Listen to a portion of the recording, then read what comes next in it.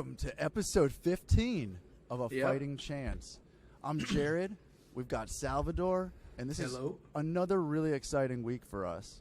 We have Mike Beast Boy Davis. How's it going, man? Thank you for being here. First of all, it's going really well, man.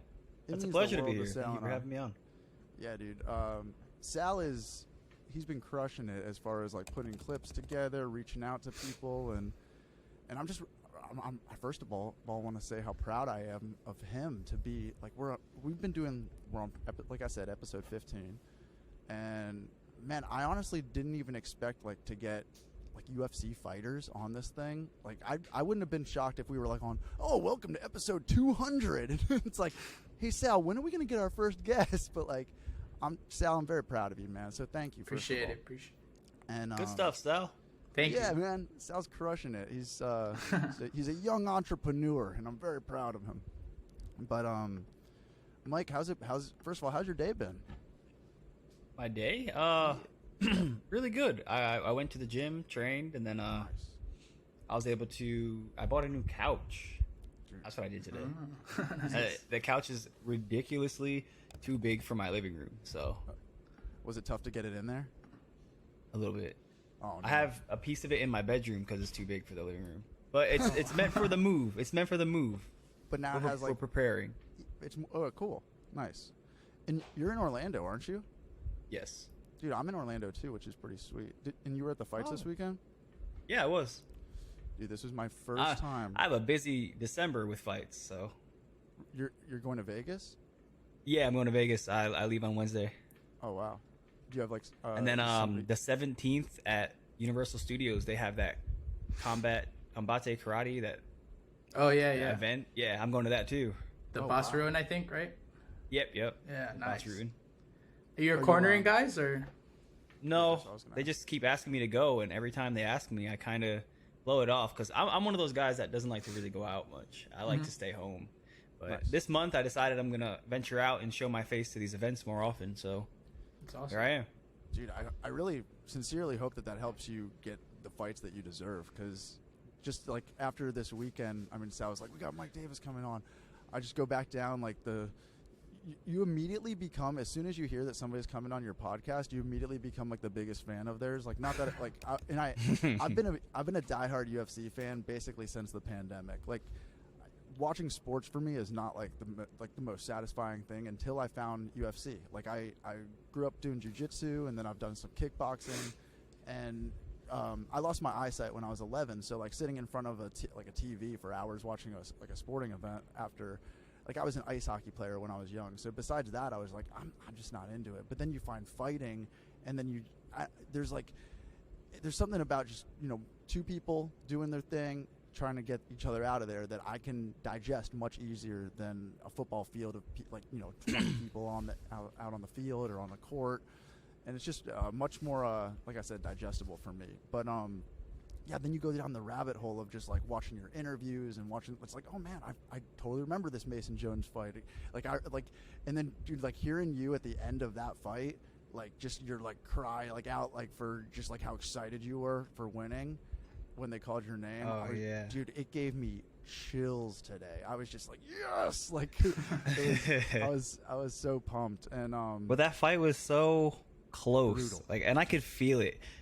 Going back and watching the fight, it wasn't close at all, but being in there and feeling how much pressure I was dealing with, and he was shooting on me, he's throwing all these kicks. He just looked like he was doing so much more than me. He felt like he was when I was in the fight. And then after the fight, I watched the video. I was like, wow, he didn't really do that much. Yeah. Like, I actually feel but really yeah, good I about was so excited. It's got to be hard when you're in there to be feeling like overly confident. Like because I play music, I'm a guitar player, and when I'm playing something, it's not until I'm listening back to myself afterwards, I'm like, oh damn, you sound pretty good. Like on that song, like that wasn't that bad. And I feel like that could probably be similar, wouldn't you think? It has to be. It sounds similar, and I would assume it to be very similar with anything that comes with a talent. For sure.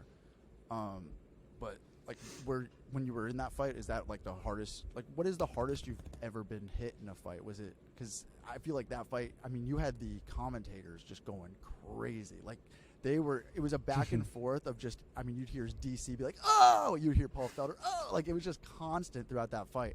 And me, like, who I'm not seeing like who's getting like hit in those situations. I'm just like, come on, was it Mike? Was it Mason? What's happening? Wow. I'm just trying to process a little bit how you experienced fighting. Dude, so I'll explain because it is such a love passion for me. Like, and it really like it has been for a long time. For like I said, since the pandemic, and I really got into not just like sitting around watching like a pay-per-view, but like really getting into the lives, the minds of fighters. Because to be completely honest, like I've really been fighting since I was like 11 years old, and like because it was like a 2-year progression of losing my eyesight, and like I've had I was at the ice hockey rink my entire morning after school. Like that's all I did. That was my love, and like all I wanted to do was be a professional hockey player. And then my life changed when like I one day was at a doctor's office and like found out like I'm going blind, and like it took 2 years to basically get to where I am now, which I still see light and dark, and I've described it to people as like kind of like looking through a wild like trippy kaleidoscope, and you just have like colors just flying at you at all times, but there's like zero detail.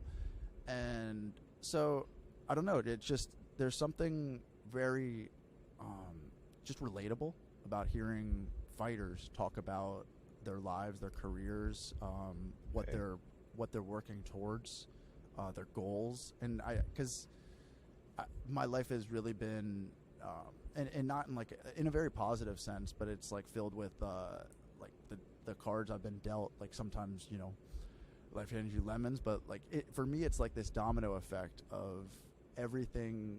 Whether it's depression, mental, whatever, that getting through something, it's the fight to get through something, and when you don't deal with your shit, it's like it'll sneak up on you, and like that's where like I don't know, it's fighting, watching fights, listening to interviews of fighters, listening to their story, like I said, listening back to, because digesting a fight during it for me is not the easiest thing. You've got like commentators up there like basically sometimes being pretty biased, also not giving a whole lot of information, like good information, like while you're they could be talking about where they had dinner last night if you're watching like this they do and, yeah, it's like what is happening right now.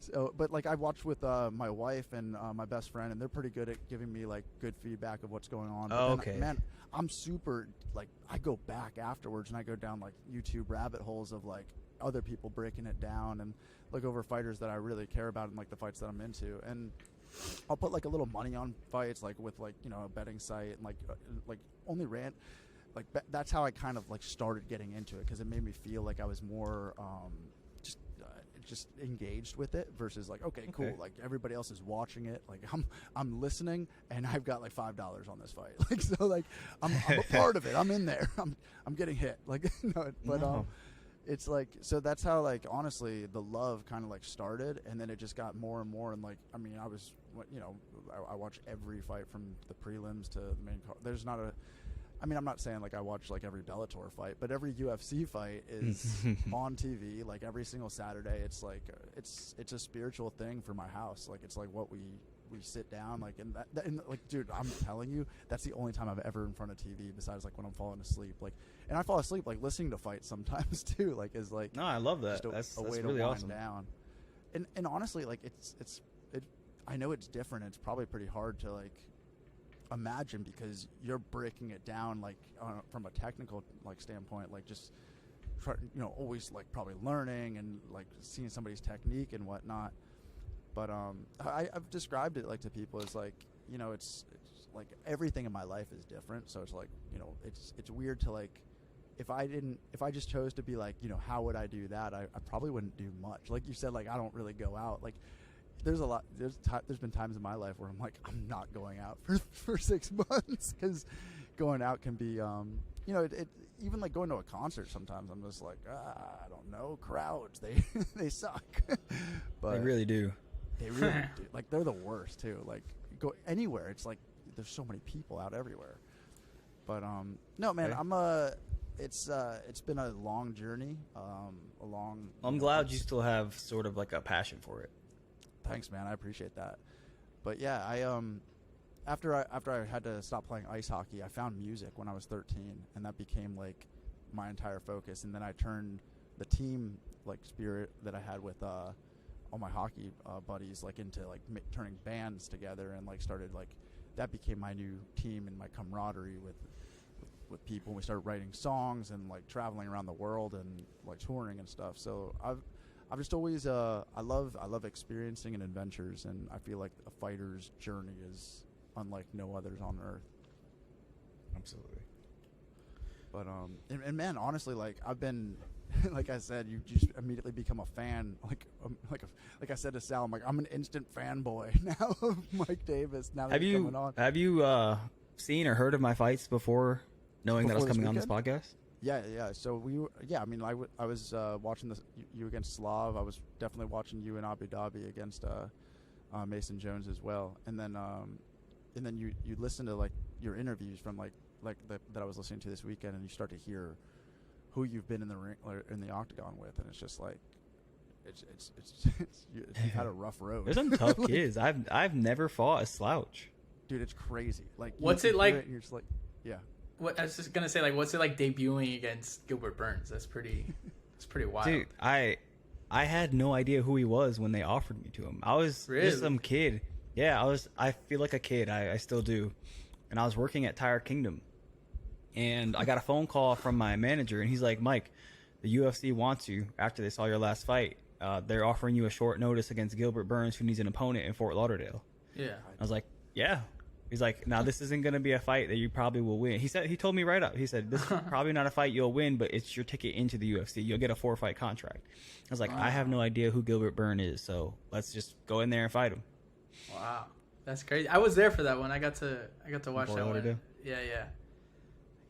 When I don't know. I came off of the loss to Sadiq Youssef. Yeah. And then I fought the current bare knuckle champion Elvin Brito, and I beat the life out of him.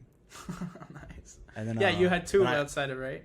Yeah. Before you got signed. So Elvin Brito, and then I fought the Mexican national Muay Thai champion and subbed him in the first round. That's awesome. So then I got the call after that. So when you come off of that contender fight with Sadiq, is your goal to get back to the UFC or get another opportunity, or is it just fight where I can fight? I never even had any plans to become a UFC fighter until I made it to the Contender Series. Once I made it there, I was like, I just fought some kid that has he has one loss, but it was a fluke. Honestly, it was a fluke. So I was like, wow, I can hang with these UFC level fighters. Maybe I can be in the UFC. So I was like, you know what? I talked to my manager. I was like, I just fought there and I performed. So let's get in there. So I fought 2 more. I only needed 1. He said, you just need 1 win. Yeah. I fought twice.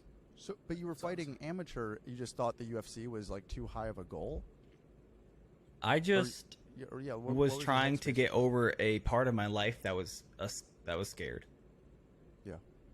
I was always afraid. I didn't have anybody growing up. I was always afraid of other bullies, and I was really small. I had nothing. So I just wanted to get over being afraid of things. And I figured MMA could help me with that. I was listening to your story from the Q&A where you're talking about your friends and man, that was powerful, really powerful. That's another thing. It really did save my life. MMA really gave me a chance to live a very good life, and I figured, why not push to the limit?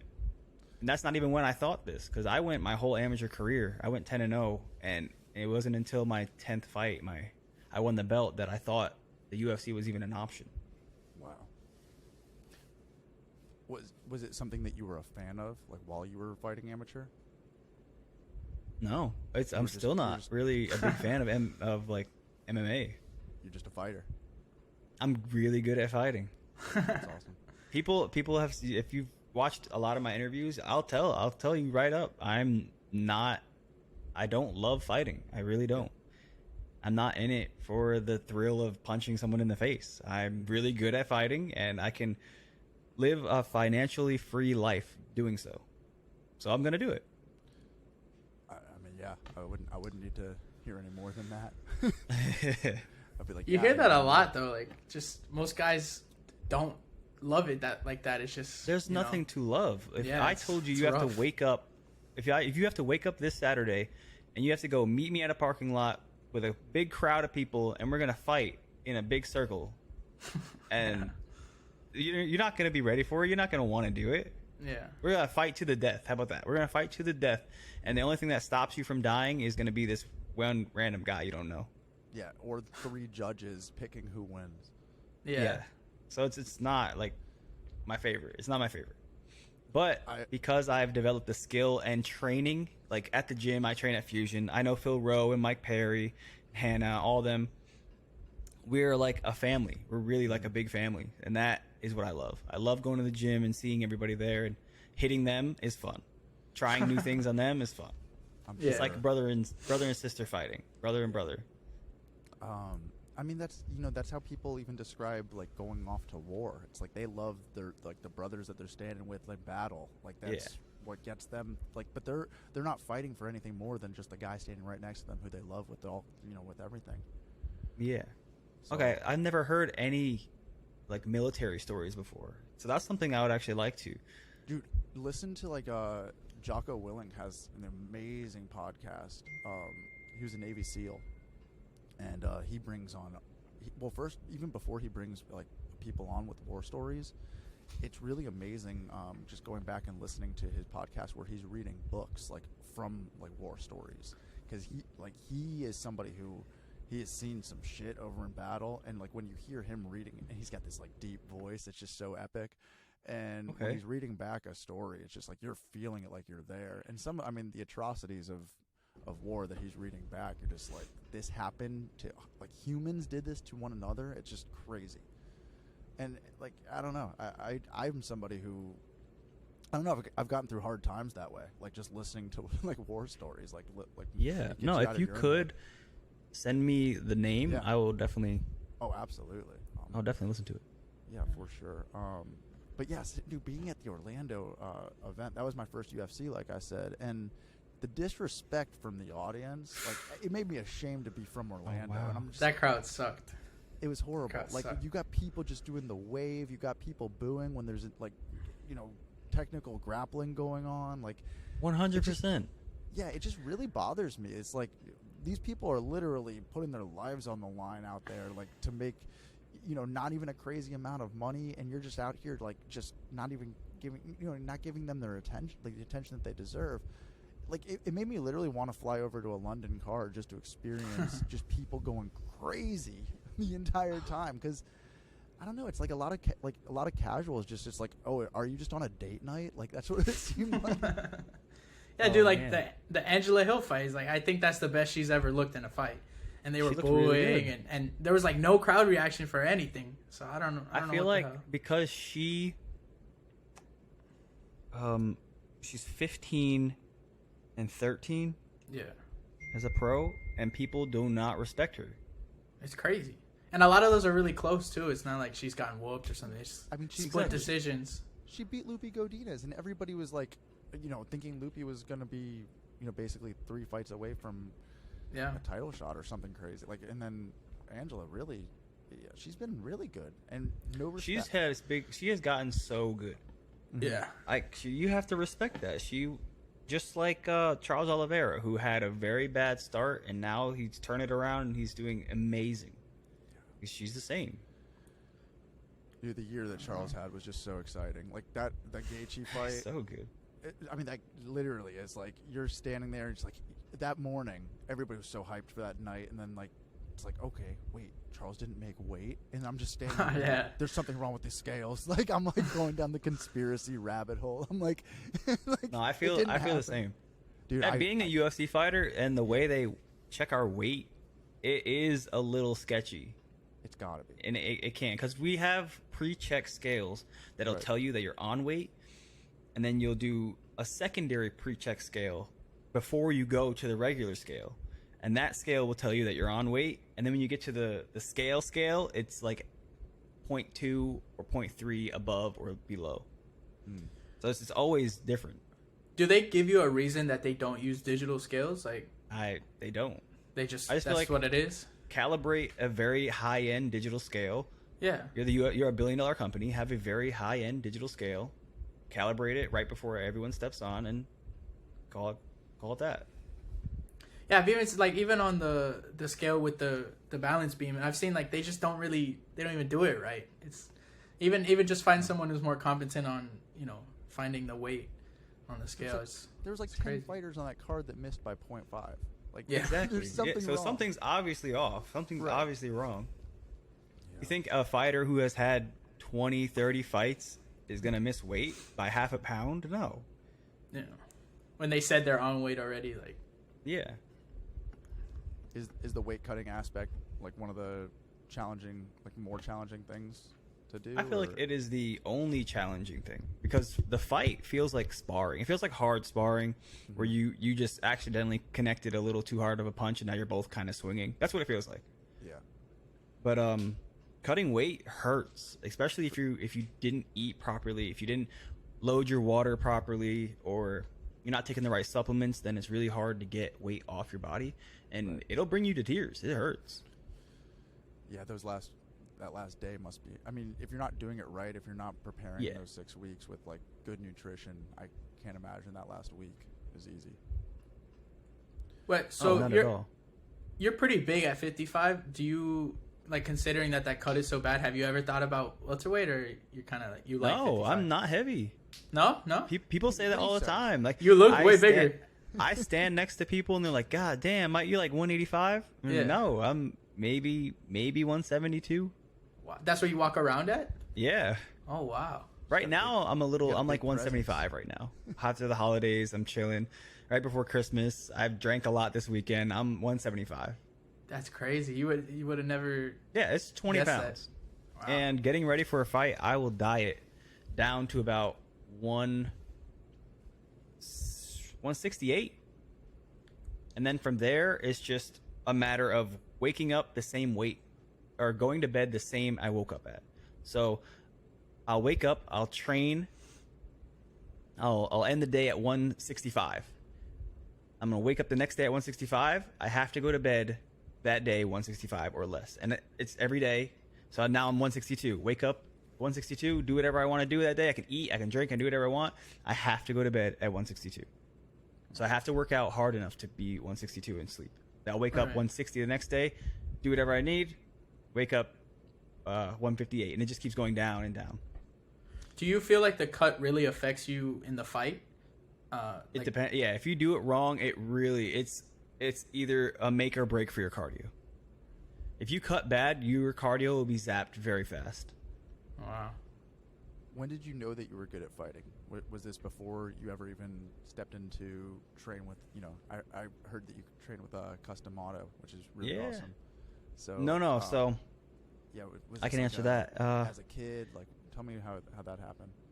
Well, I was a kid. I was really small. I was like 5 feet tall in high school, like 10th grade. I was like 5 feet tall. Oh wow. So all the bigger kids would just pick me up. I got picked up by my nipples, like lifted up by my nipples. I got put in the basketball hoops.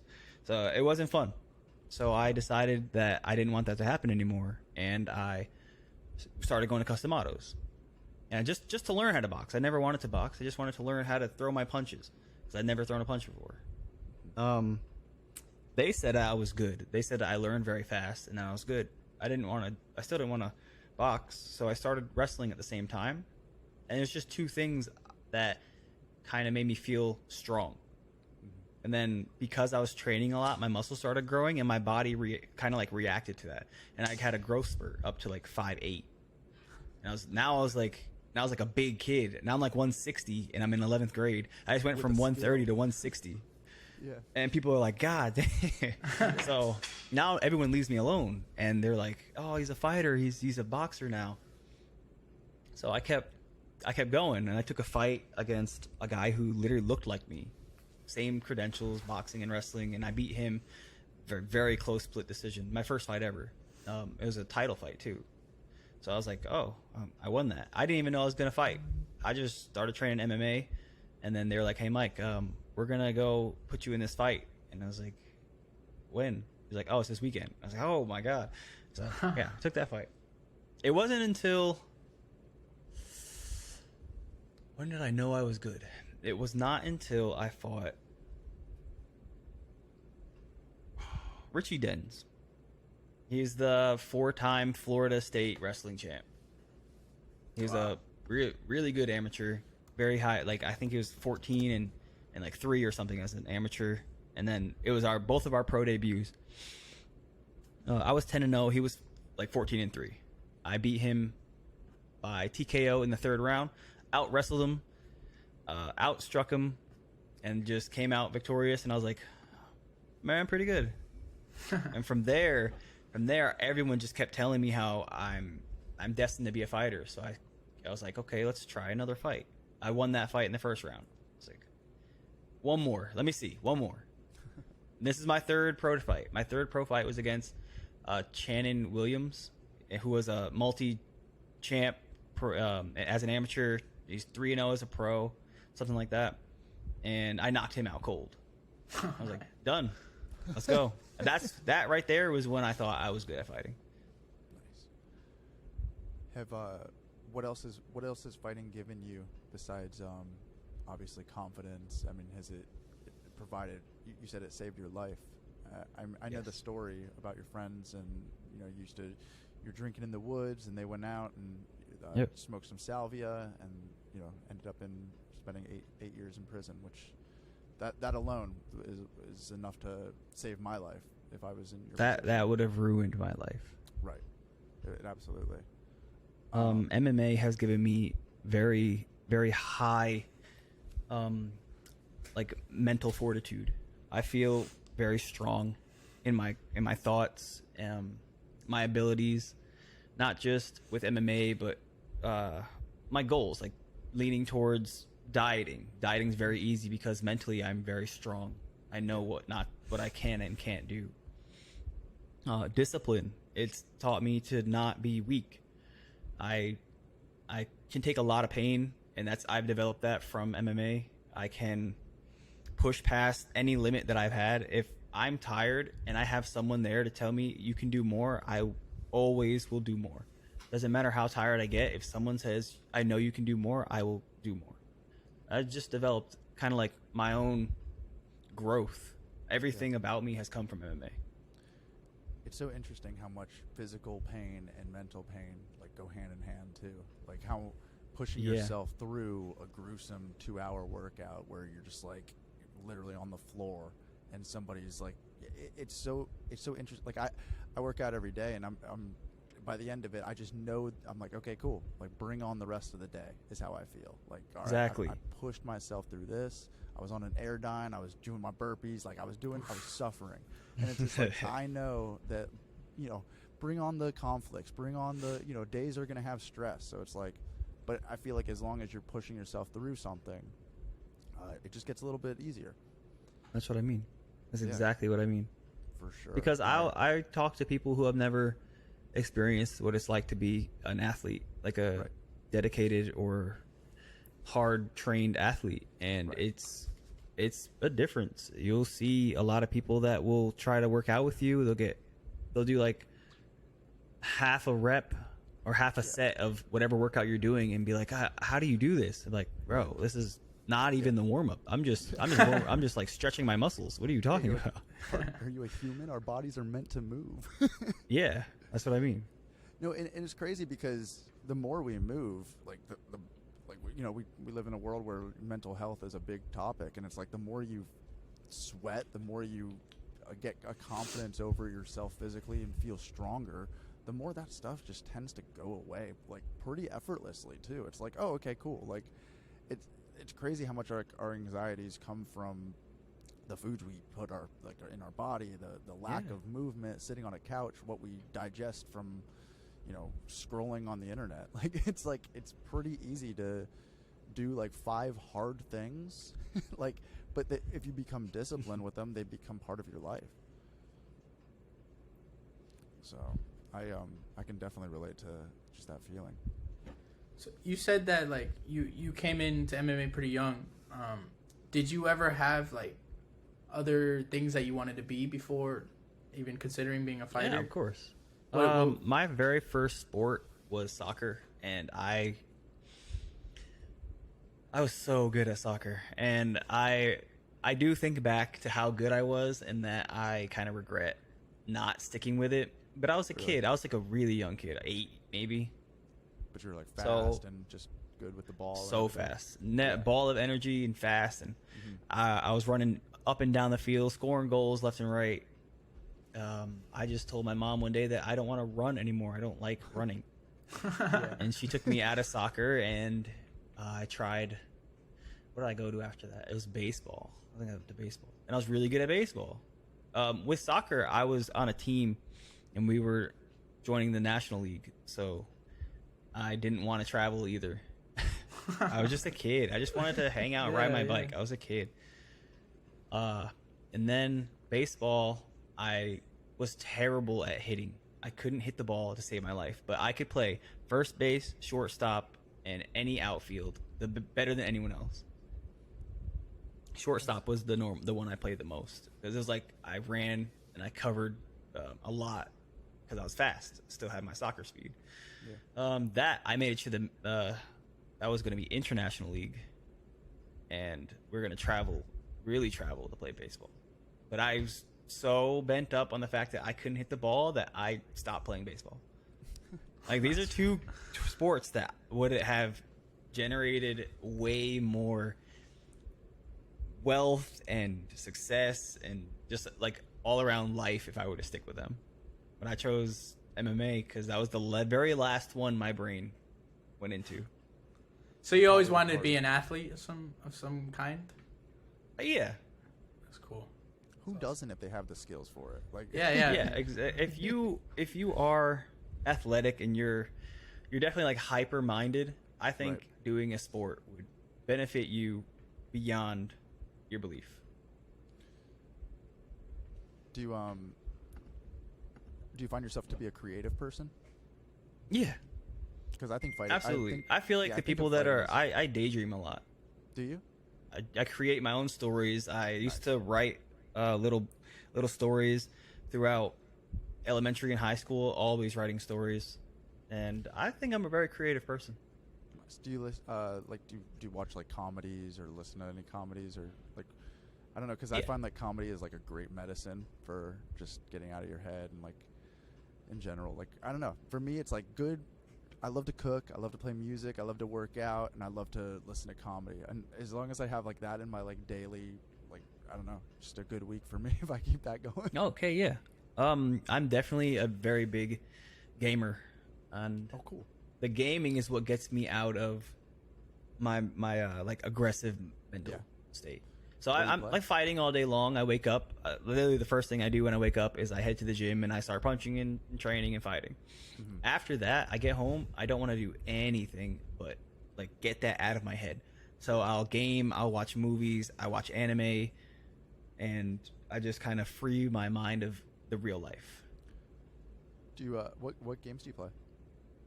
I play literally everything. Right now, I'm playing Star Citizen. It's just a game of space. I think it's honestly kind of demonstrating how life will be in like 200 years or something like that. I don't know. Oh, wow. But it's very futuristic, very gadget oriented, flying spaceships through time. They have like quantum travel in there. Like, everything is very specific and very detailed. That looks awesome. I'm also playing Warzone. Of course, you know, Warzone's like the #1 game everyone plays. Fortnite just had their new season. Haven't played it yet. Apex. Any kind of MMO game, like mass multiplayer. Mm-hmm. So any battle royale, those are my favorites, of course. Those are the ones where I kind of like, I still have aggression, but it's a different type of aggression, so it feels really good. Yeah. And, are you on? Yeah, I'm about to join an esports team for a content-based esports team, so it's going to be really good. I was going to ask you if you ever stream when you're playing your video. Yeah, I stream. Nice. I'm on Twitch every day playing music. But yeah, that's awesome. I'll follow you on Twitch. Oh, cool. I'll follow you wherever you stream. But I play NBA Street on PlayStation 2. I can still play just because of the sound effects, and I used to play when I could see, and I'm still pretty good.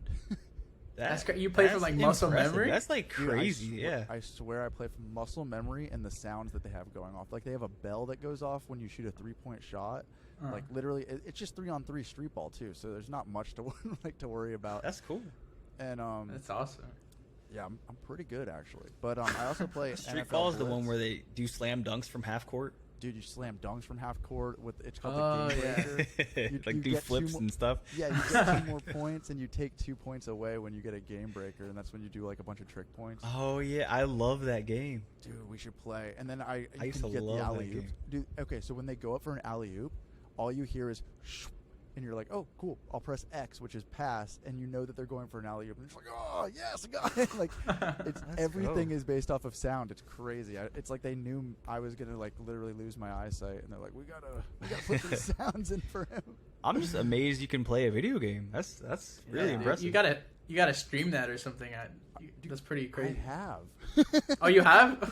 Yeah, I'm like, I was streaming on Reddit for a while doing the video game, and I'm just like, dude, it's so funny while I'm doing it. I'm just like constantly like doing voices. I'm like, okay, we're gonna be taking the ball down the court. Like it's just crazy. Like, I'm like losing my mind. I'm like, what am I doing right now? Like I'm just buckets. It's just wild. But and I also play NFL Blitz on Nintendo 64 is the other game that I can still play. That's like the same game just with football. It's exactly the same game with football. Yeah. Like yeah, it's like literally like 2 buttons, run forward and hold Z, which is turbo, and that's all you need. There it is. Yeah, These are all old games. These are old classic games. Well, they started making them too hard for me. I was like, all right, I'm out. And I mean, I guess with Tekken, like I've played that where you're just like hitting buttons, but that doesn't really count. That's like Street Fighter, right? Yeah, Kinda. but it's not. It's Tekken. Tekken's older. I have it's like a PlayStation 1. It's not like a real PlayStation 1, but it's like a mini console and it has Tekken on it. But that was hard. That's pretty cool. Yeah, it's cool. Tekken's hard. It is. Eddie, what is his last name? Eddie Gordo. Yeah, You just use him and button mash, you're bound to win. Oh, yeah. I always suck at those games, man. It's Dude, hard. Eddie Gordo would break dance and just kill his opponent like every single time. That's a fun game. It was like, I remember one time like back in the 90s, I was at like a theme park and there was a virtual reality Tekken game where you could stand in the circle and literally when you're throwing punches, your character on the screen was throwing punches. And it was in an arcade, and I could have just been there all day long because I felt like I was a real fighter in that moment, and it was very exciting for me. How long ago was that? It was like the 90s. Like I must have They been. had VR? Dude, I swear it was like at a theme park, like maybe like Universal, and it was in the arcade. Or I had this as like a dream, and I never actually did it. You made it up. Yeah, no, but I really remember doing it, and obviously it was before I was 11, so it was probably like 99 or so. Because how old are you? I was born in 1990. I'm 32. Oh, okay. I'm not far behind you. I'm 90. I was 30. I'm 92. Nice. How does it feel to be 30? Does it feel any different than? I just turned 30 in October. It feels October as well. It sucks because right before I turned 30, I had that fight with Slava, so I got the broken orbital. Oof. and like my body's really sore, so I was like, dang, 30 hurts. Ever since, I've just been hurting since I turned 30, so it's not great. Hey, well, that's what all those lazy people who never work out say also, that 30 hurts. Yeah. They say 30 hurts, they say 40's worse. And no, but aside from that, honestly, whenever I'm not fighting, if I take a few days off and my body kind of calms down, I feel perfect. I feel no injuries. I feel flexible. I feel good. I think that's just from working out. Like, people need to work out. Exactly.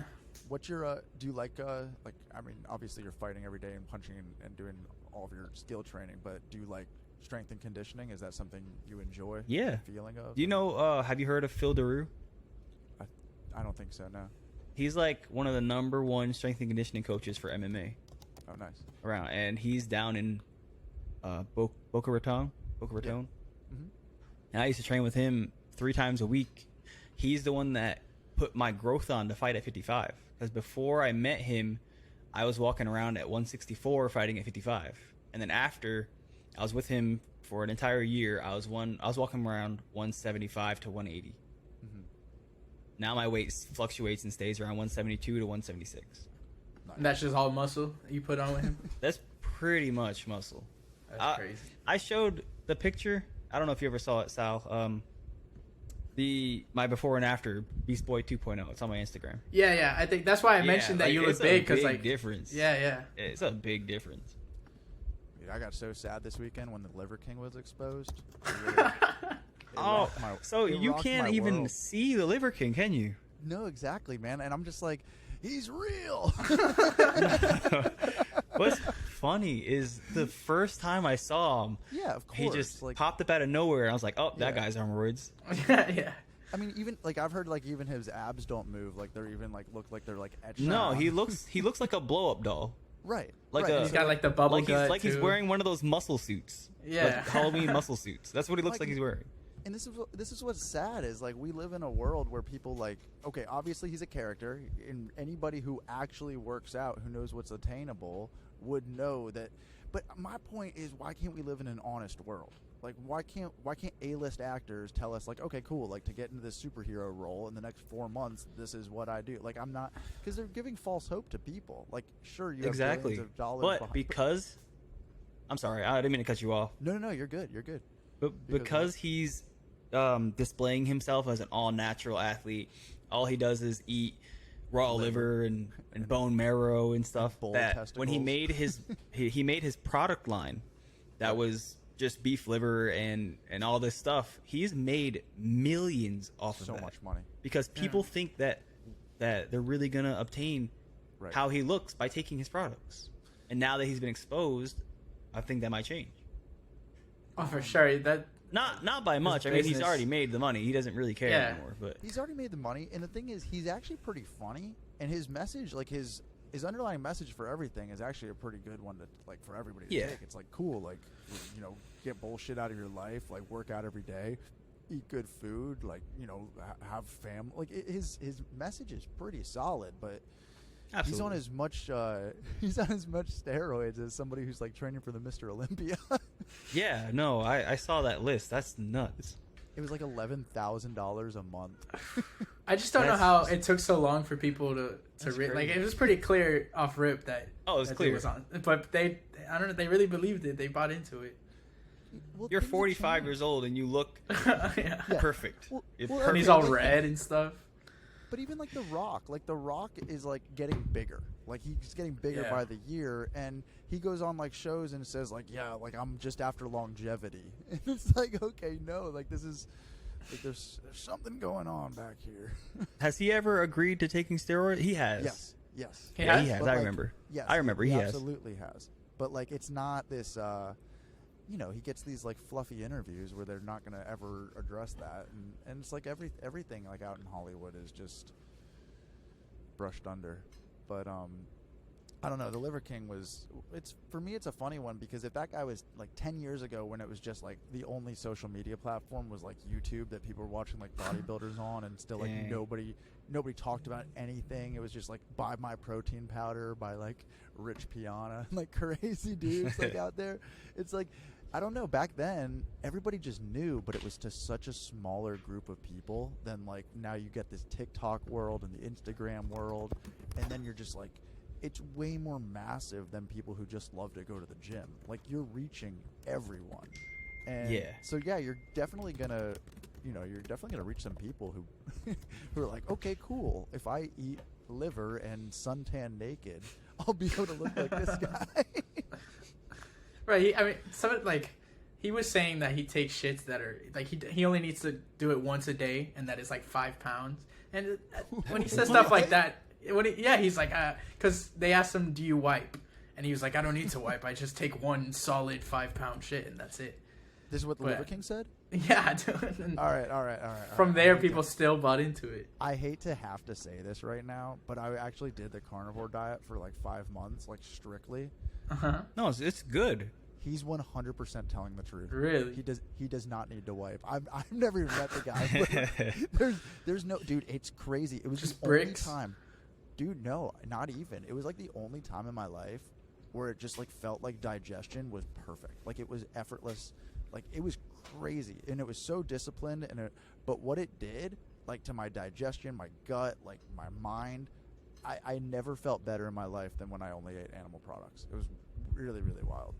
You don't feel like bloated or anything? Did you eat Never. like eggs and So and Oh, what? Mike, it's wild because like I never even grew up eating eggs. Like eggs was just never something I ate, and then eggs start to become like like 1 week into it, eggs are like the most delicious thing ever, and they're like basically like your side dishes. Like I was making them into like little like egg omelet like saucers and like wrapping like bacon and like chicken, like whatever meat in it, and like almost turning it into like egg burritos basically. And it was so fun. Like for a long time, like I was just hooked. I was hooked on how I felt. I was hooked on you never got sore. That was what was really nice. Like in the how gym, like, often or how long did you do this diet? I did it for 4 months without any 4 months. like no break whatsoever. I think about 3 months in was the only time that I had some alcohol 3 months in, like because they say don't even have that. But the thing is, like anything, like you don't have to go 100%. So like I only had meat. I only had like a bunch of meat roasts and fish and eggs and Okay. water. I did have coffee, but like no berries even for like 4 months. And then I was at Yeah. this was like during the pandemic, and I like went to my mom's house and she made like a delicious dinner. Like even when I was going there, I would bring like my sides and be like, I'll eat your meat, but I'm only eating like the eggs and bacon that I bring with it. And All right. and then like So one day she made like a vanilla cake, and I ate that, and it was over. You ate the cake? Yeah, and it was all over 4 months in. I was just like, oh, I'm done. Oh, that broke you? No, it's Like not you even wanted it more? It's not like it broke me, but it was just like one of those things that was like, okay, cool. Now I'll be carnivore or whatever. Like I don't like the labels thing, but like, I'll only eat meat, and then on weekends when I go over to, because she was doing these really like fun, nice themed dinners, and I was like, okay, cool. On Saturday nights, I'll have your dessert and pastas and rice and whatnot, and like, Okay. and then so I was only doing it then, and I just kept it going for a while, and I don't know. No, it happened to me too. Did it? Yeah. Well, because I specifically wanted to break my sugar addiction. Yeah. I'm so addicted to sugar, is bad. Yes. Me too. It was like me, any kind of candy. I overeat candy. I overeat like Pop-Tarts and cereal and anything sweet. If I can just get my hands on it, I'm going to eat the whole thing. Like a whole box, right? I know. If you give me a box, like if you're like have some cereal and you have a box of Fruity Pebbles, I'm going to eat the entire box of Fruity Pebbles. Dude, Mike, I'm the exact same Fruity way. Pebbles are insane. Like, It was bad. So Dude, I was I eating, was like, let me take a 13 break. Pop-Tarts. I was eating like Yeah, 13 that's- Pop-Tarts a night. It was crazy.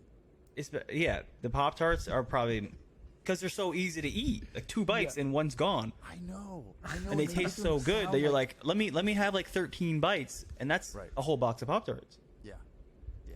Were you actually eating 13 a night? I promise you, because you're like, oh, it's only 200 calories, and then like you start adding them up, and then you're just like, oh, I still feel fine. I'm working out. Every It's like single day. 5,000 calories, and then you take a That's really nice insane. poop afterwards. So it's so good. Yeah. No, it's The crazy. Pop-Tart diet. Sal, the thing is, if you work out enough, you're like, you convince yourself that it's like, okay, cool. I've only gained 8 pounds like in the last like 8 year, and it's like, okay, cool. I'm still within a range of like, I'm doing my workouts every day, and you start to convince yourself that like, oh, this is healthy. But like Mike said, like you're absolutely addicted to sugar, and Yeah, I'm addicted so- to all foods. Like it's When it comes to like the sweets, because I train, especially when I'm like in camp or just about to start camp, and I'm starting to get in the rhythm of 2 times a day. yeah. I'm burning so many, like 8,000 calories a day, maybe sometimes more. It depends if I'm going for runs or not. So to replace that, I eat so much food, and it's always junk food. Right. Like it's a box of Pop-Tarts because one, I won't get full. I'm getting the calories I need, and I just feel a lot better when I eat it.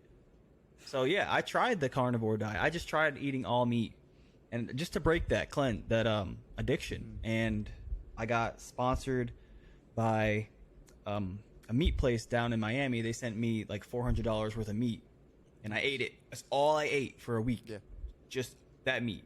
That's all, like Wagyu steak, Wagyu beef patties, ground meat, New York strips, all Wagyu. And I ate that for a week, and my sugar craving has, I kid you not, it's 1/4 of what it was. So when did this happen? This is like recent, super recent. Oh, really? Like not even a month ago, 2 weeks ago. No way. And that's your first time doing the carnivore thing? Yeah. That was my first time just eating that I did it for 4 only months. meat. That's wild. Yeah, dude. I did it for, and I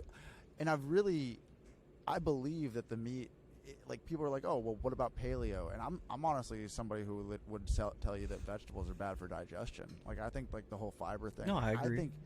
I think meat is the way. I don't really do it anymore. And because I love cooking. Like I'm somebody who genuinely loves to make a good dinner, and it's hard to make a good dinner for like your loved ones. Like when you're just like, okay, here's the steak, and what's your side? Oh, some ground beef, some bacon. Yeah, here's a slice of bacon. No, but it's something that I always am like, oh, I want to go back but I don't know. It's like, I'm not a pro athlete, and I've pretty much like dialed my stuff in where it's like, okay, cool. Do you want to get a little bit bigger, like, and feel stronger in the gym, or do you want to be more like functional and everything? And it's like, if I'm within like 10 pounds or so, like I can do everything that I want to do and feel good like throughout my day. Yeah. But I'm telling you, it still is the best that. It was the happiest that I felt, like just on my own, like without like any like outside influences of like, oh, life is good in these areas. But like as far as just my overall like headspace it was ideal for me. You should try it, Sal. Yeah. You guys are convincing me. You should try it. Like I'm telling you, it's something like I don't believe that I'm a tribal person when it comes to things, but this is something that I really felt like I was all in. Like I was just, dude. I was watching like YouTube videos. Do a week. A week changed my entire sugar cravings, and I'm surprised. I thought I would never stop eating that much sugar.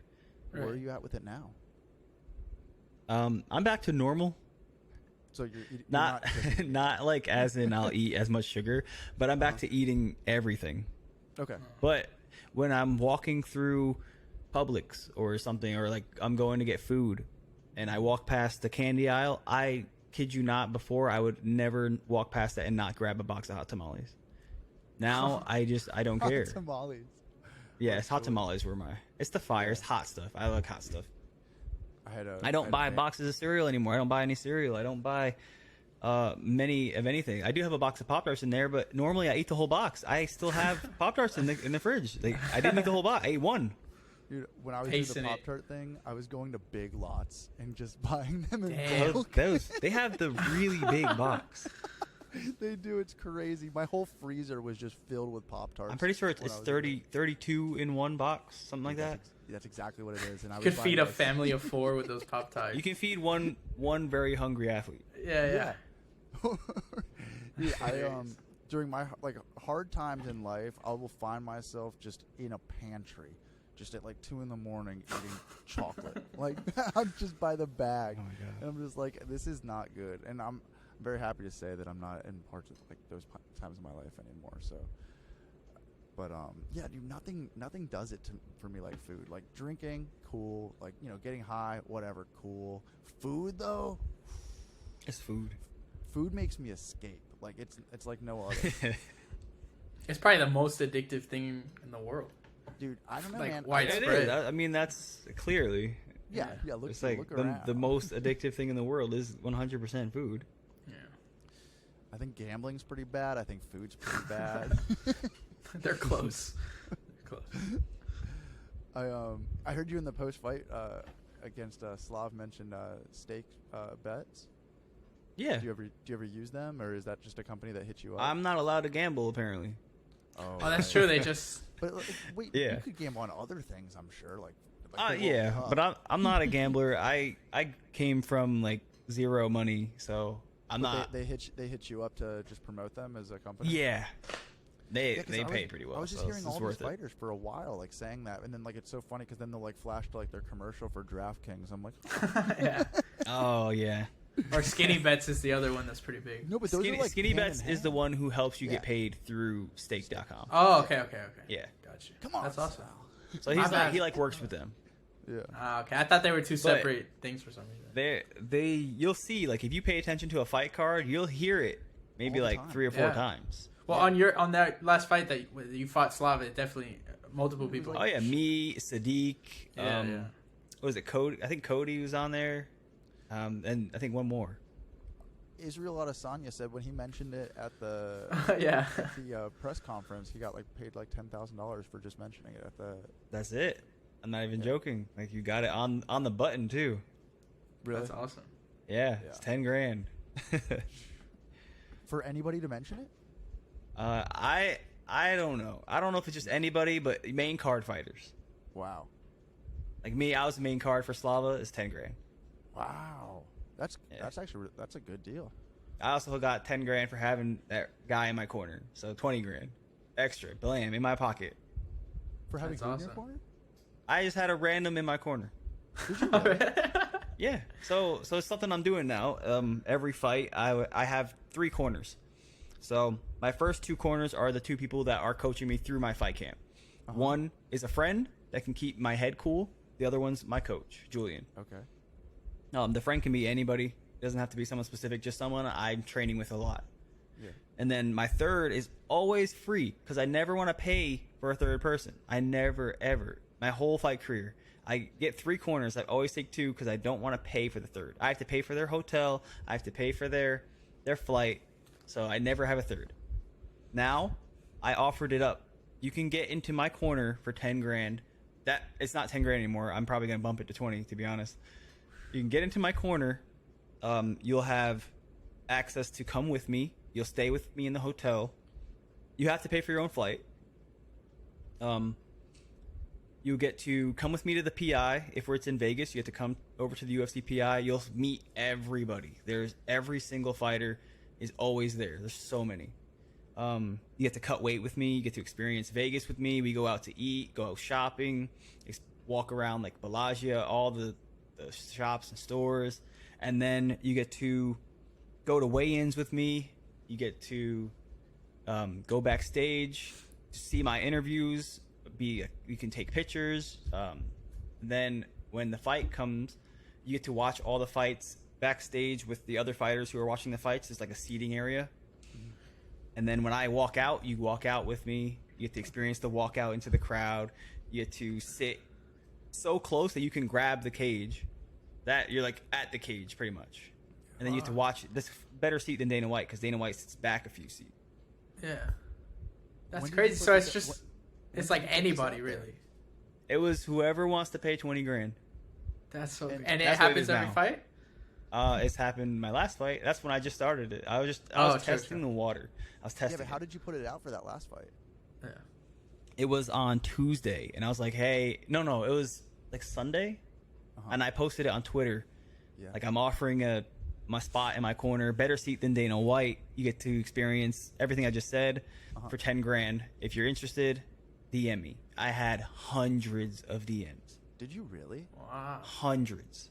Oh my god, that's. I mean, that's a cool experience to like. You get to go through the whole thing if you're a real Yeah. big fight fan. It's So that's why cool. that's why I'm changing it from 10,000 to 20 because I'm gonna break those hundreds of inboxes down to like 20. 50.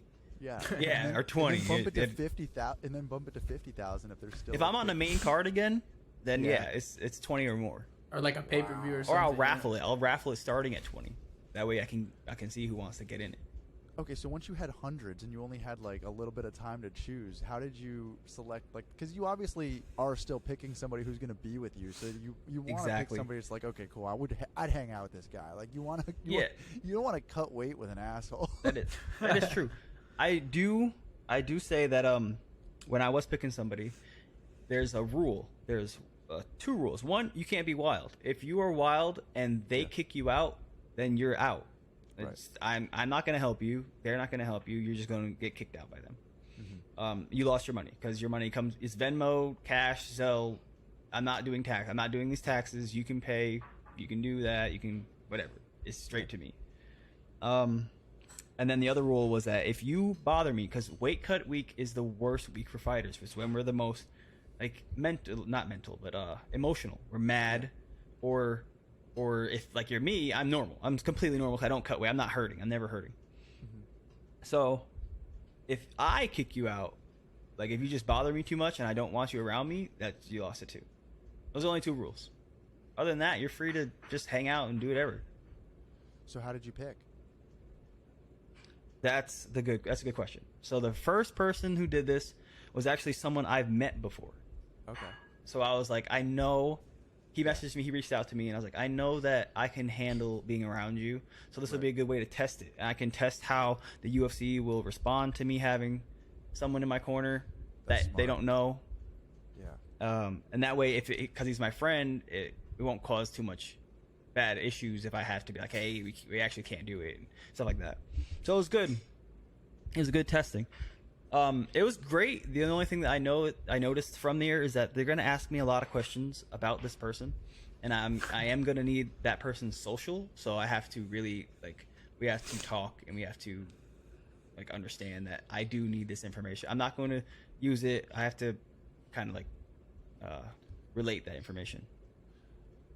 Did you feel that week that you had to, because I'm a performer, I always feel like I gotta I'm a people pleaser, performer. Did you feel like you had to okay, this guy's paying me $10,000? Did you feel like you had to turn it up and be social with him, or were you still able to be doing your own thing? Oh, I was just doing my own thing. Cool. And he said specifically, the very first day he got there, we went to the PI, and he said, no, wait. Was that the first day? Yeah, PI. Okay. He experienced the PI. It was media day, so he got to come back. He saw me doing interviews and the shadow boxing for the fight. He got to meet Ngannou and Wiley, everybody, all the champions and fighters out there. Wow. And he was like, bro, that it was worth $10,000 the very first day he was there. This is before he experienced the weight cut, before he experienced walking around Vegas. He's never been to Vegas, so he experienced walking around all the way down, up and down the strip. And then he was also able to walk out with a fighter. The event that I fought at Slava, Mark Zuckerberg closed the whole place out. He closed the whole place out. So honestly, it should have been $50K for that one, because he was one of the only people there. Yeah, that's wild. I didn't realize Mark Zuckerberg was there. Mark Zuckerberg congratulated me on my fight, and I was like, oh man. What was that like? I mean, was that just weird? It was weird because it felt like I was walking into my gym into the cage to spar. There's nobody. For a robot. There's no media. There's no camera crews. There's nothing. Oh wow! And it was literally just Mark Zuckerberg and his wife, wasn't it? Yeah. And they had some more people, I think, though. No, they had an entourage. A little part. Yeah. Mark Zuckerberg had his friends and family. It was Facebook 6 people. Posse.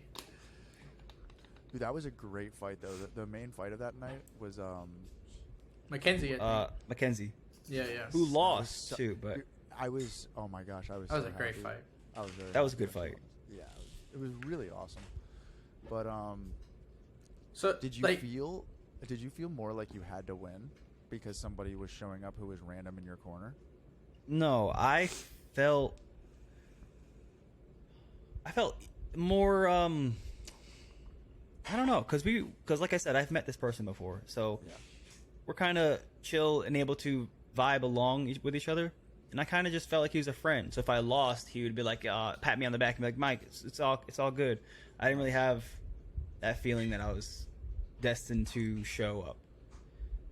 I also had zero doubt that I was going to lose that fight. Really? Yeah. What's that feeling like? It's because I am very proud of my ability. I've trained hard. I trained for a long time.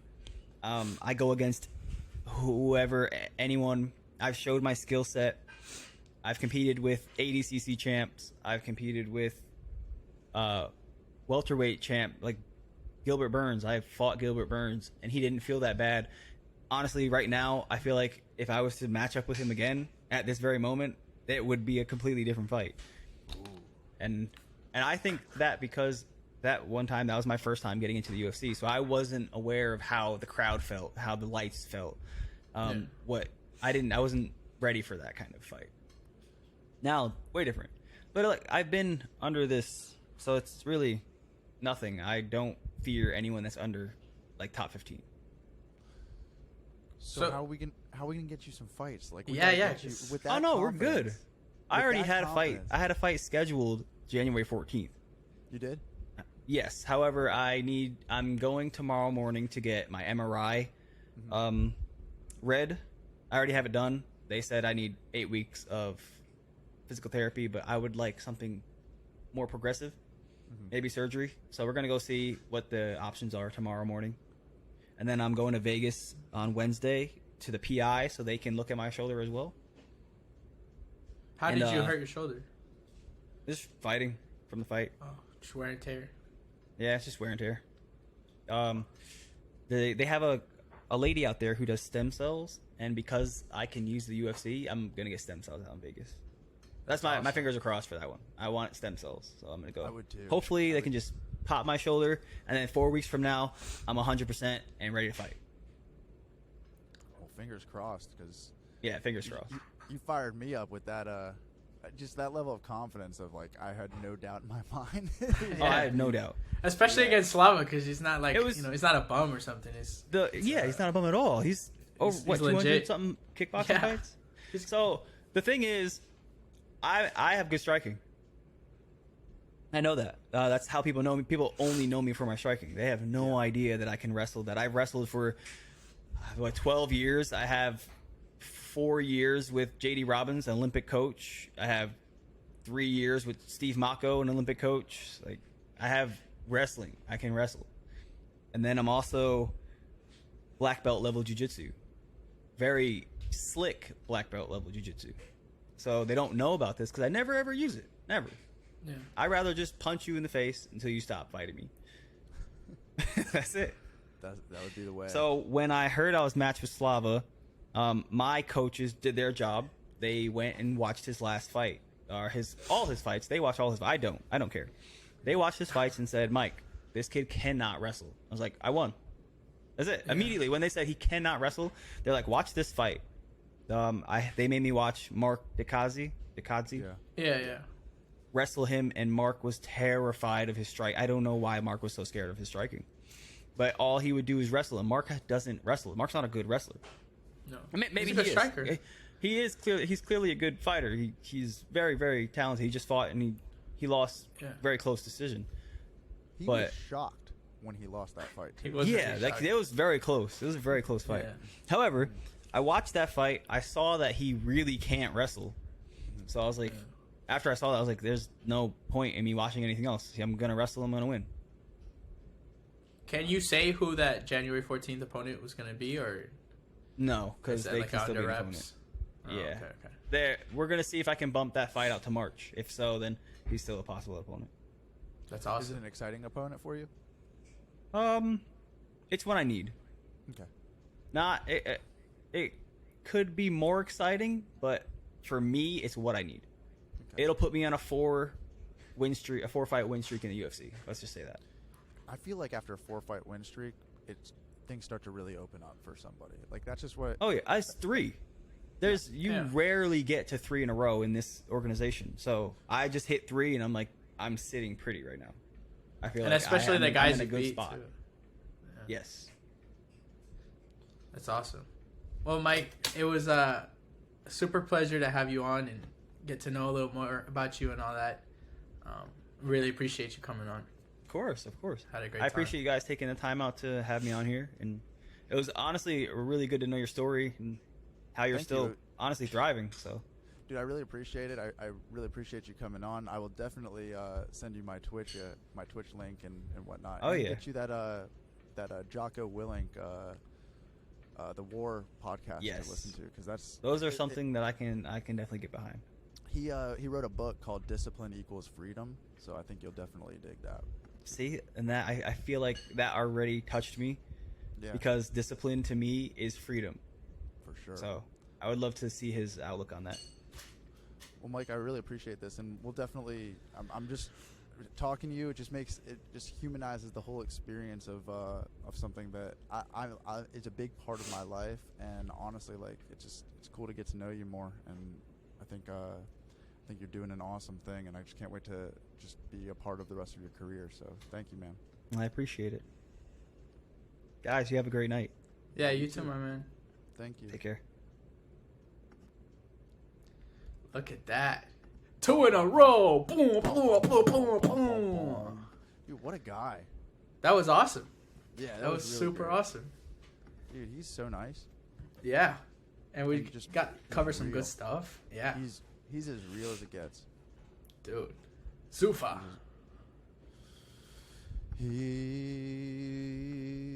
He's as real as it gets. There it is. I was trying to get it on. It wasn't working. Dude, so What? we had a great interview, and as that was going on, we got some breaking news. Did we? We got some breaking news. TJ Dillashaw has retired. Oh, come on. He has retired. Oh, come on. Yeah. I know you're a TJ. You're a TJ Who hater. cares? This guy, huh? He retired? So he Yeah, held he up an retired. entire division for a year and then retired? Cool. Essentially. I mean, yeah, that's a rough one to come back from too. Like to get shoulder surgery again. What a goofy guy. That TJ. Yeah. I think TJ. I think he was like so focused on the winning part. Like he's a pretty sore loser. Yeah. But I think if he would have locked in with that earlier on in his career, like mentally, could have been a very different spot, because I feel like that's what kind of killed him. And I don't know. Interesting career, for sure. It didn't do anything for me. well, that's not a fair assessment, because you didn't come in till like after he had already lost to Cejudo and all that. I heard he was on that Liver King juice. For that one, I don't think he was No. before. No. You think he was for Cody? For everything. Really? You think his whole career? Yeah, since he was 10 years old. Wow. As an elementary school child, He was juicing. one of those kids who couldn't grow as a kid and just started doing growth hormone and just shot up like a beanstalk. I mean, he's still really short though. That wouldn't make sense. He was shorter than short. He's 5'6". He was 4'6" before. He was 3'7". Yeah, As a senior in high school. that's rough.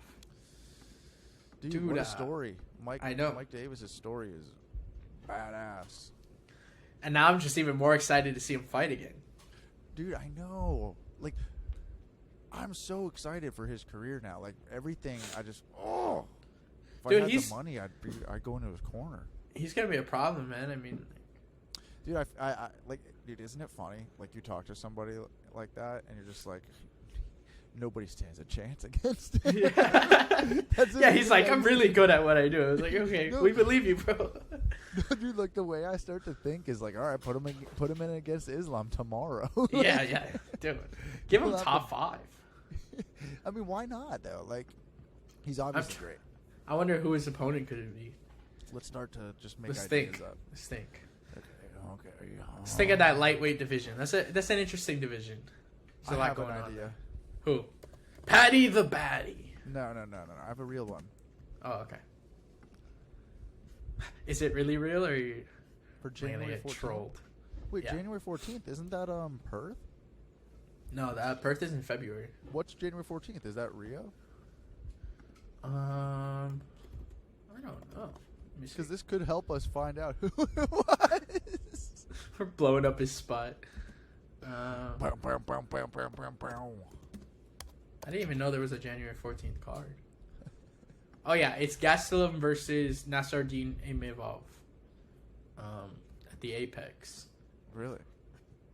which Just is a good read fight the too. rest of the card. There's no. That's it. That's like the one fight on the card. Dude, he was gonna fight Nasruddin. No, that's the headliner. No, I'm kidding. Oh. I'm joking. It's a different Oh. weight class. Oh. He was gonna fight Alex Pereira. Oh, I found the card. Really? Jeff Neal versus Shavkat Rakhmonov. That's on that? Yeah. Caitlin Vieira, Raquel Pennington, Umar Nurmagomedov, Roundy Barcelos, Dan Ige, Damon Jackson, David Onama's fighting. It's a good card. Dude, what if it was Onama? He's No, because these are all people with matchups already. No, but what if he was supposed to be the other matchup? Well, look, let me look at the lightweights on the card. Bow, bow, bow, bow, bow, bow, bow. The only lightweight fights on the card are Omar Morales versus Mateusz Rebecki. I don't think it was either of those guys. Yeah. I don't know. I have no clue. I'm going to guess that it was Gregory. What's his name? Gillespie or Gregor Gillespie? yeah? I thought he like retired. I thought he was out of the UFC. Is he? You just went deep cut with that, dude. You went with someone who hasn't fought in like 2 years. Yeah, but he's a name. No, Gregor. Yeah, dude, that's. It's exciting. It's exciting. You know what wasn't exciting? That crowd at UFC Orlando. Disgraceful. Just straight up disgraceful. Mike felt how disrespectful they were too. Yeah, And he had a teammate who was in it. Phil Rowe. Yeah, Phil Rowe put on a crazy performance. Yeah, Dude. Yeah. What? I feel like the one that we do have to talk about. Ty got wiped out. Dude, Wiped out. People behind me were like, "What's gonna happen here?" And I was like, "Honestly, I think Sergei is gonna win in 40 seconds." He won at 54. That's what I said, though. It was crazy. I mean, you could feel it. There was like an evil energy when he came out. It's like, this guy is not gonna lose tonight. There's no way. His speaking voice. I wish I spoke Russian because his speaking voice is just like. So it is so low and scary. Yeah. I'm just like, oh, how are we the same? Dude, that's what, like, he came out and he doesn't look like, he looks like the Hulk. Like, if the Hulk is something that you could literally see, it would be Sergei Pavlovich. Because that dude is a tank of a human being. It doesn't make any sense. He might not even be human. Is he in the USADA testing pool? I mean, they need to start testing him. Does he tan his asshole with the liver? He doesn't wipe. Yeah. What a card, though. Oh, Suzanne. Yeah, it really was. That main event was a banger. A clinic, as they say. You can't count out Wonderboy, man. Just... Dude, you can't... He throws multiple wheel kicks a minute. I know. And then he just went on aerial today, and he said that he broke his left hand in the first round, too. He did? Yeah, he also had a broken hand in the same round as Kevin. Oh, wow. And he said he didn't even notice till, like, after the fight. That he beat him. Hand. Yeah, that was his lead hand that he was doing damage with, and then after he was like, oh, I broke my hand. That's nice. Well, it was really awesome to be there. And to eat chicken sandwiches, chicken wings, burgers, nachos, a shrimp cocktail, sitting in a box. It was pretty sick. I wanted you there so bad, dude. Yeah, dude. I kept turning to David, and then I kept turning to Emily, and just be like, "You're not Sal." Get away from me. I kept going, "Where is he?" You're like, book it. Yeah, man. I mean, we'll go to one day for sure together, and we'll get some cool content for the pod, you know. Yeah, and we'll do it proper. We'll do it proper. Even, like, were you Instagramming? Were you tweeting from the pod? What were you doing for promotion? Like, were you taking pictures? I just did like one story. I was just kind of enjoying the event. Oh wow! Yeah. Wow. We've got a business here to run. My bad, eh? Yeah, it was a little like inconvenient. We were kind of squished to, I don't know. I kind of just wanted to watch the fights. Dude, it bummed me out thinking of you guys being squished. I wanted to throw some shrimp down your way. Just chuck shrimp across the arena. Dude, we had probably the worst experience of all time in the line waiting to get into the arena. That's dramatic. we're in the line, and there's this bigger gentleman, you know, a fluffy fella, in front of us. Right, and he let out the most atrocious fart of all time. It was bad. It took out like 4 or 5 people behind us. Did they make it obvious? No, it was like a silent. It was a killer. You know what I mean? Okay. It just crept up and like you're sitting there like, oh, I can't wait to go to the fight. And they're like, oh. Wait. It's a silent killer, and you just assumed that it was the obese man in front of you? I mean, who else would it have been? It wafted in front of us. It could have been like a pretty lady. Who knows? He also had his wife next to him, but he was directly centered in between where we were, and that's where the smoke came from. So, yeah, it was a nice punch in the face. Did he start like pushing on his stomach to like? I don't know. Just to move it all around. We were just like that. My dad was like, "That's so rude to just fart," and you're just like, "Really, bro? You couldn't have held it any longer. You just had to rip it in front of everybody." Dude, your dad's text messages that night were so funny. He was on fire. They were getting us up there. He was on fire. Because Because the crowd really was very annoying at multiple points during the night. Dude, what's annoying is everything that I felt a fight was going to be like in person was exactly what I felt it was going to be like for me. Yeah, I mean, you guys, you had a nice little spot up there. Definitely had a nice spot, so I can't hate on the spot whatsoever. But Yeah, like, yeah. the experience, I mean, you can't hear anything, dude. Oh, it's deafening. No, like, there's nothing you can hear. Like, What do as you far mean? as, like, you can't hear the ref. You can't even hear Keith Peterson go, "Sir, are you ready? Sir, are you ready?" Oh, okay. I see There's what you nothing I can get out of going to a fight besides Yeah. being, like, with cool people that I'm there with.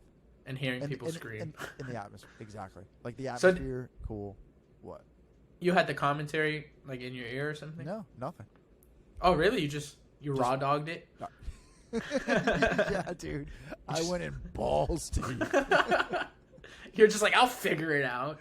I don't know. We'll see what happens. I had David and Emily like basically just telling me like, and honestly, they were about as good as Paul Felder in DC. I was just gonna say, like, be honest. They were definitely better commentators, right? They weren't. They really weren't that bad, but like at the same time, it's sitting on your couch with the TV on with a nice pizza is really it's almost more enjoyable. You mean burrito, right? I do. You're the burrito man. It'll definitely be burritos this weekend because. What's this weekend? Oh, it's the pay-per-view this weekend.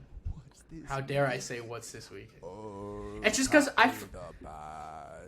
thought it was like way later in the month for whatever reason, but it's Saturday. Yeah, are you not gonna watch this one? No, I'm watching. I'm kind of bummed that Robbie Lawler's not fighting because I was looking forward. I'm bummed that Glover's not fighting. Yeah, that too. I'm more bummed that Yuri's not fighting because I like Yuri. And you don't like Glover? I do like Glover, but there's a madness that Yuri brings, like this chaos energy to a fight card. Like a John Jones kind of mystique?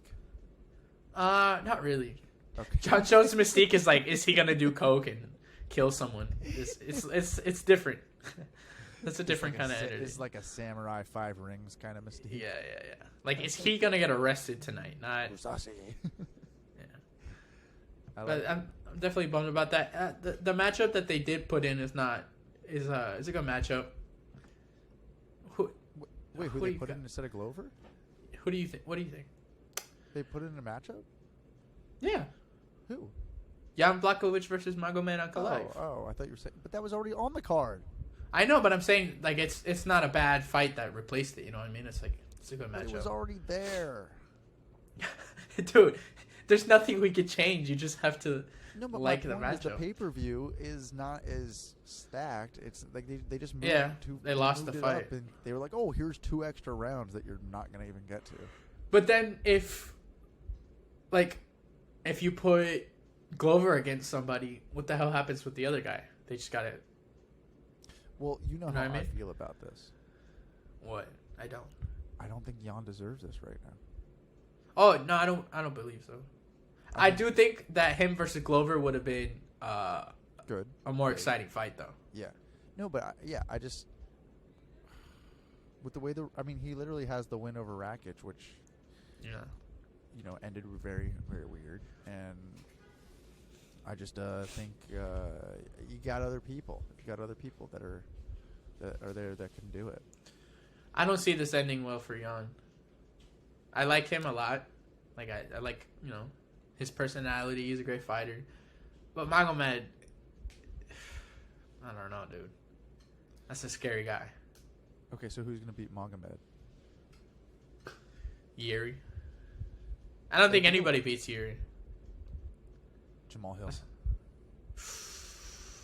I like that. I want that. Dude, I think he gets through Anthony Smith as well. To me, that's a bad matchup. Especially because he's coming off of that last fight. Like, we don't know how well that healed up. He's getting older. He's been taking a lot of damage. I don't know. And Jamal, he's hard. Very, very hard. Yeah. He puts you to sleep with them sweet dreams. That's not an average, this guy hits hard. That's scary power. So, exciting fight for Shizzle. Do you want to go over the main card? Just like some big fights? Yeah. So I feel like, how long has this been going for? Dude, 126. Yeah, we're reaching that time. We'll wrap it up here in a little bit. So, Jan Blachowicz, Magomed Ankalaev, who you got?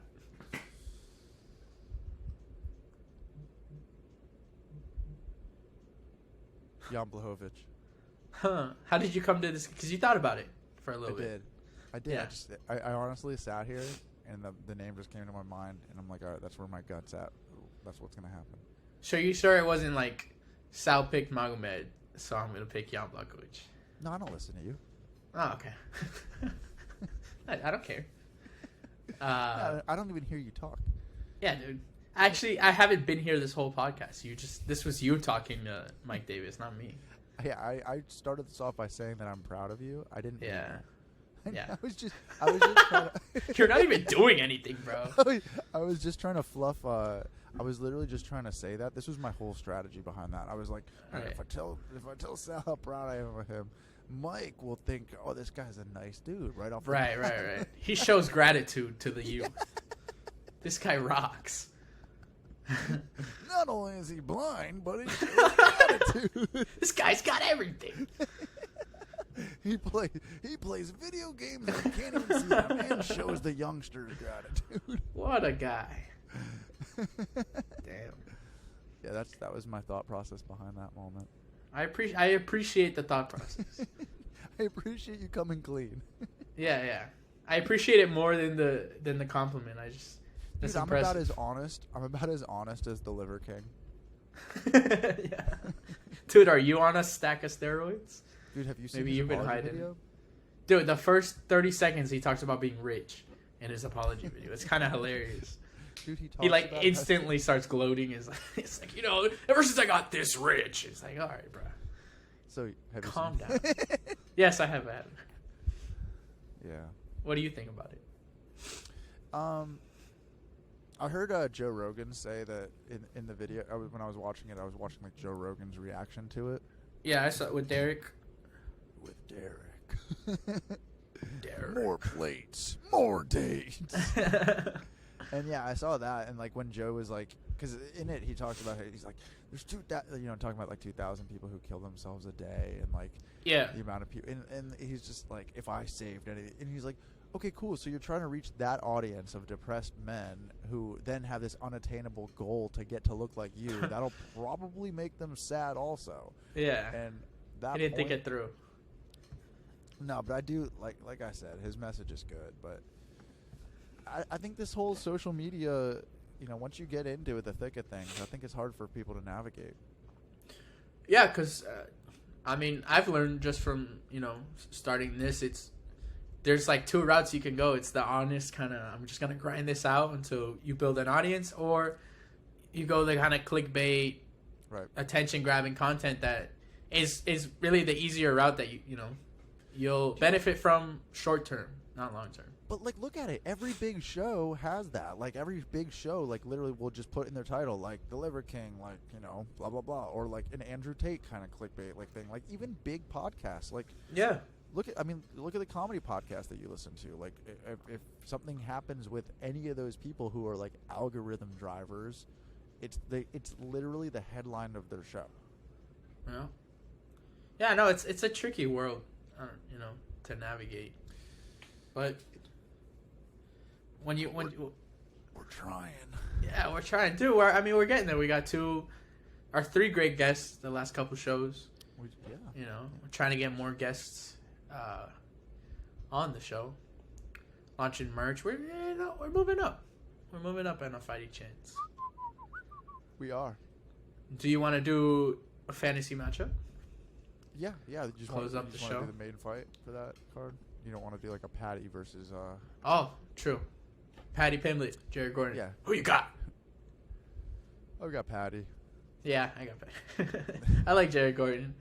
I think he's a great fighter. Yeah, Patty's weird. Patty fights like super weird, and he's tough. I like Jared too. I like all Jareds. Oh, that's true. You got a Jared connection. I do. He's my boy. Yeah, and Patty has like all the momentum in the world coming into this fight. So yeah, and we'll see. Yeah, but then I'm not putting it past Gordon to get it done though. But it is a big spot, co-main on a pay-per-view, So we will see. Wow. Is there other people that you're excited about on the main card? Or now that Darren Till, Dricus Duplessis.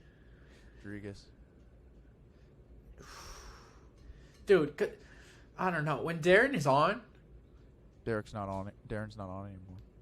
You don't think so? No.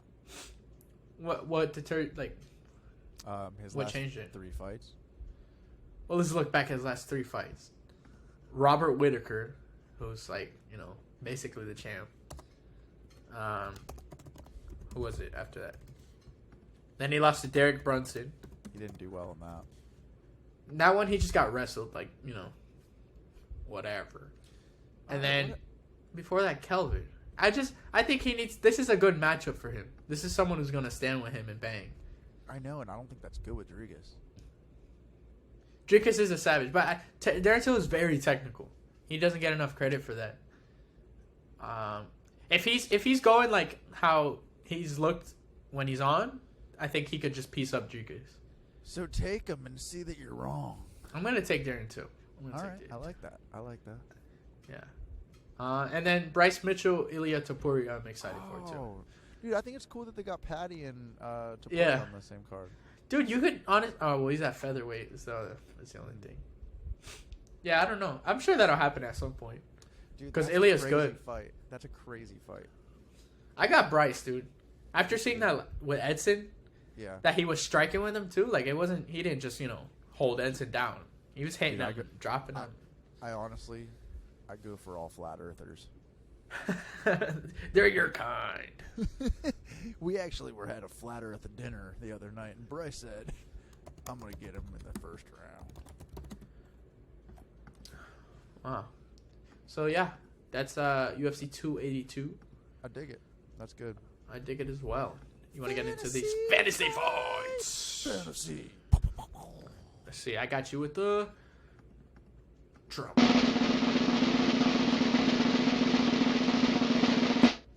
My fantasy fight matchup for this week on a Fighting Chance podcast, episode 15, is I've got Salvador's father, Abdias Garcia, taking on the entire Orlando arena, the whole crowd, all of those casual fans, and I've got Abdias by whatever he wants. Do with them what you will. Just take him out with sarcasm. You got to finish it off. Book it! Dude, that was a good one. Thank you.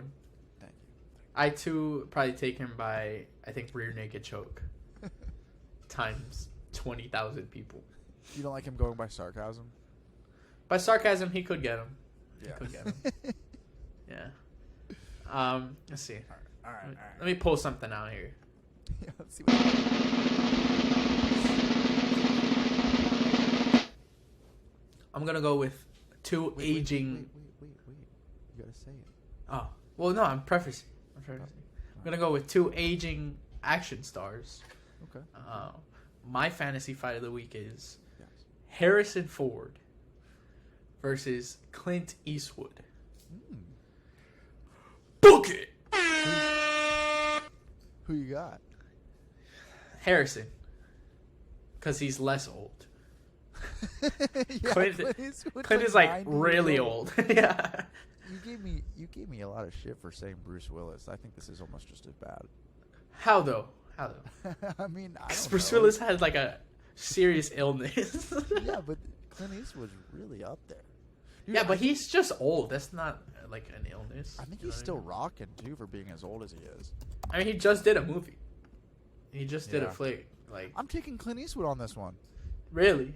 92-year-old Clint Eastwood? Wisdom. Wisdom. Yeah. But you don't think that Harrison Ford would have some kind of wisdom?